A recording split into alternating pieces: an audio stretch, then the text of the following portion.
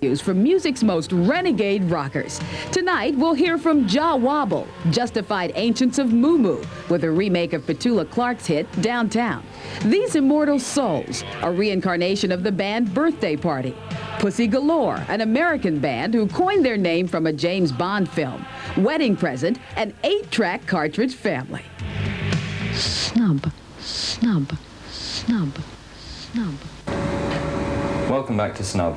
In tonight's all-new edition, we feature an interview with Jah Wobble and a showing of his new video, the new one from Justified Ancients of Moo Moo, and an interview with the band that are tipped to be the biggest thing in '88, the 8-track Cartridge Family. Also on tonight's show, the Justified Ancients of Moo Moo, and Pussy Galore.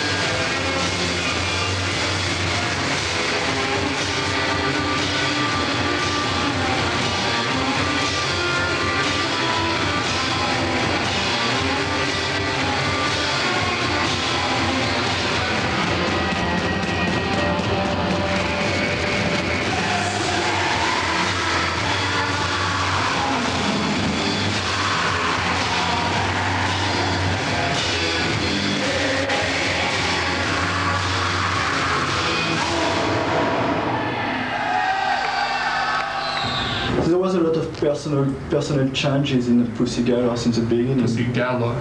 That's right. Yeah, we've gone through a lot of people. Yeah. You can't get along with people, or For some people that had something to do with it. For other people, they didn't want to move when we moved, and different reasons for different people. are you satisfied by Pussy Galore now? It's at this very moment. Yeah, I think it's okay. I want to get rid of the other 3 people and start all over again. Bob Bass. Reform the band. You started in DC, right? Yeah. And you moved to New York? Uh-huh. Any particular reason? More opportunity. Really? So what advantages has New York got compared with DC? Exposure. Fame. Fortune. Pizza. Yeah. So that was your first tour in Europe. What's your impressions? Yeah, it's been okay. It's gone really well. Is it much better than America, or is it worse? It's much easier. Yeah. Places are closer. Cushy. Yeah. Why is it easier? Except you don't get strip searched when you cross like Minnesota. Yeah. Good sound systems. Hotels. Look at these sandwiches. Yeah, delicious. You wouldn't get that in America. Who's this guy? Come on. Hey, it's Gerard. What's up, dude? It's Richard. I'm the promoter here. You haven't met me yet, but anyway, there's a curfew of 11:30 on the rooms.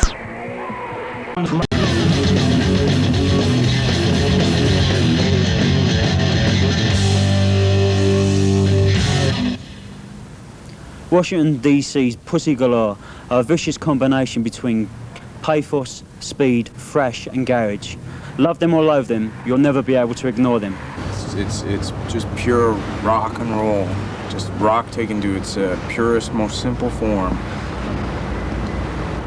With a touch of metal percussion. Yeah, but, you know, I think if you want a formula for the band, it's the Rolling Stones and Einstürz and Neubauten. We're a rock band, and we're more than a rock band.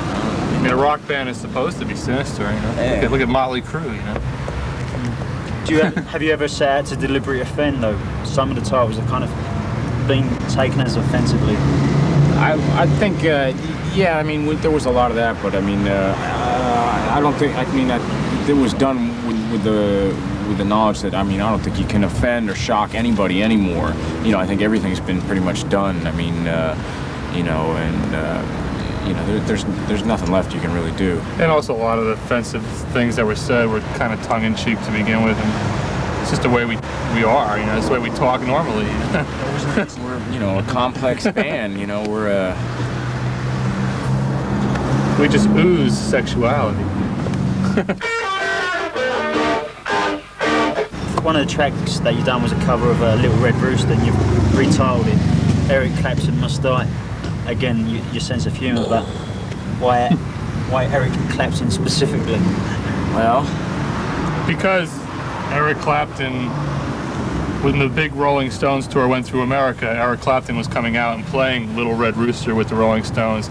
That's how he came up with his name, I guess. And, you know, just the fact of corporate FM rock stations in New York and the United States just shoving that stuff down your throat all day long, like Eric Clapton, Phil Collins, and ignoring every other type of music that there is. And, you know, I don't know, he's such a lame guitar player. I mean, he really is. There's nothing, I don't know, he's just like, there's nothing... Is he the epitome of everything you kind of despise in rock music? No, there's worse than him. I don't know. So, you know, we just... He must die. Yeah, he must die. That's all there is to it. Are you motivated by hate specifically sometimes? Total hatred of Eric Clapton is what has kept this band alive. That's right. Do you feel particularly resigned to the fact that you're going to possibly be an underground band for, you know, forevermore? Yeah. You know, we don't really think about it. You know, it's just like we don't think like we're an underground band, and we don't aspire to be a major mainstream act either. We just do what we do, and you know, if you consider us underground, that's fine. Like, you know, you're the journalist. You know? There's not too much originality coming around these days. It just seems like everything is being rehashed, and in that terms, you know, it hasn't been like, you know, a major radical movement in quite a long time, I don't think. You know, it's just like... But in Britain, it seems like dance has become that kind of major radical movement. That's sad. You know? What's become that? Dance. Because it's always been there, you know. I mean, there's always been dance. I mean, before, like, you know, going from Motown and then later on into disco, and then, you know, a few years ago, whatever, and now... But unfortunately, I like to see, you know, these rock bands just, like, handing one of their tunes to a big producer, making it into a dance song. It's kind of redundant. I don't know. I don't enjoy it. I've gone to the clubs the last 2 nights while I've been here in London, and I didn't hear the DJs playing anything that I really liked. But it's all dance and groove, and it's just like disco all over again, pretty much.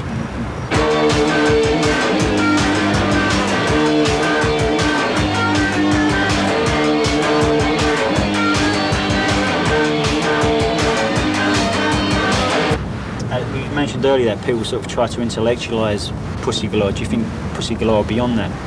No. Or beyond it? No. I think we're somewhere in between below and beyond it. And, you know, we just come up with the songs we do, and a lot of critics kind of overanalyze it too much. And then, but on the other hand, like we said before, it's like we're not a total joke band either. Like, you know,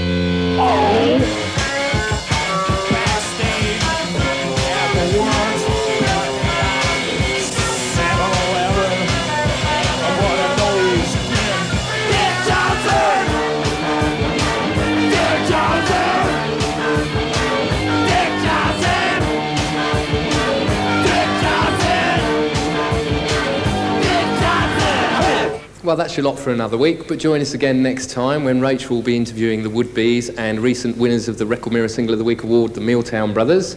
We'll also have John Robb from Sounds In talking to No Means No, and David Kavanagh from a new magazine called Select, which is worth keeping an eye open for. He'll be in chatting to a New Zealand band called The Clean. He'll be in...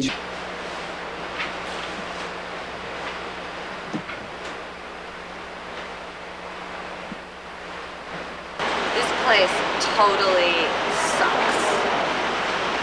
Can't stand it. I know, man. Nothing but a bunch of rich Ivy League snots. You know, I mean, I'm rich, and I'm like not that much of an asshole. I can't wait to get the fuck out of here. Fuck you, John.